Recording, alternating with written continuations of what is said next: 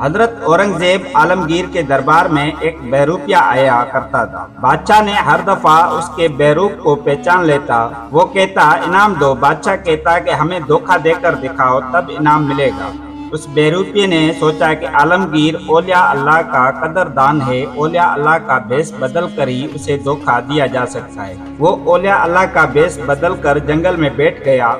وہ لوگوں سے کچھ نہ لیتا، لوگ اس کے پاس دعا کروانے آتے۔ اورنگزیب عموماً اولیاء اللہ کے پاس جاتے رہتے تھے۔ جب ان کی شہرت ہوئی تو اورنگزیب بھی اسے ملنے پہنچا اور دعا کے لیے درخواست کی۔ دعا کے بعد اورنگزیب نے پیسوں کی تھیلی پیش کی، اس نے انکار کر دیا۔ اورنگزیب اپنی تھیلی لے کر واپس آ گیا۔ دوسرے دن وہی بہروپیہ اورنگزیب کی دربار میں آ گیا اور کہا کہ میرا انعام دو۔ اورنگزیب نے پوچھا اپنا کوئی پارٹ بتاؤ۔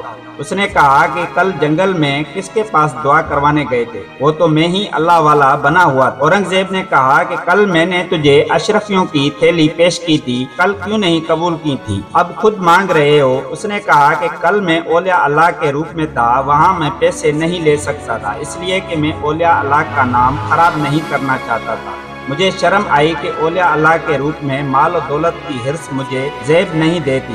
ہمیں اس واقعے سے سبق سیکھنا چاہیے کہ اگر ایک بہروپیہ اللہ والوں کی بھیس کی لاج رکھا ہے تو پھر ہمیں بھی مسلمانی تقاضے کی لاج رکھنی چاہیے۔ خصوصاً دل کو ہوس سے پاک رکھیں اور نگاہ کو غیر محرم سے محفوظ رکھیں۔ خرد نے کہہ بھی دیا لا الہ تو کیا حاصل، دل و نگاہ مسلمان نہیں تو کچھ بھی نہیں۔